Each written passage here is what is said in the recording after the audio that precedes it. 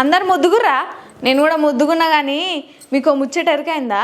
అందరికి తెలిసిన ముచ్చటనే. కానీ ఇప్పుడు బాగా ట్రెండ్ అవుతుంది హీరోయిన్లు హీరోలు ప్రేమల పడుడు, వాళ్ళు ఇద్దరిద్దరు కలిసి తిరుగుడు, కార్లలో పోడు, అందరికి ఎరికే కదా. ఇప్పుడు మీకు ఇంకో సీక్రెట్ చెప్తున్నా, ఇనుర్రి. ఏందా, మన శ్రీలీల లేదు, ఎరికే కదా హీరోయిన్. ఆ శ్రీలీల కూడా ప్రేమలో పడ్డదట. మళ్ళీ నేను చెప్పినా ఎవరికని చెప్పారు, ఎవరికి చెప్పకుర్రి. గా హీరో ఎవలో కాదుల్లో కార్తీక్ ఆర్యన్ అట. గిందాకనే ఎరికైంది నాకు ఈ ముచ్చట.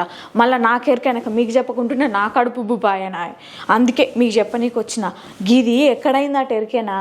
గా కార్తీక్ ఆర్యన్ హీరో వాళ్ళ ఇంటికాడ ఏదో దావత్ అయిందట. గా దావత్లా శ్రీలీల కూడా పోయిందట వాళ్ళ ఇంటికి.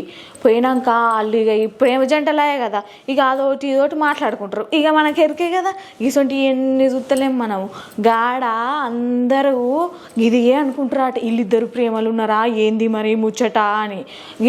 గిదంతా అయినా గిది అయిన పక్కకు పెట్టుడితోటే ఇక 4-5 దినాలు అవుడితోటే ఇక కార్తీక్ ఆర్యన్ వాళ్ళ అమ్మ ఎన్నో ఇంటర్వ్యూలో చెప్పిందట. ఎవరో అడిగిరాట ఆమెను, ఏమని నీ కోడలు ఎవరు మరి చేసుకుంటున్నావా, ఎట్లుండాలి నీకు కోడలని. ఇక అడుగుతాం కదా, మన ఊర్లో పంట అడగకుంటుంటామా మనము.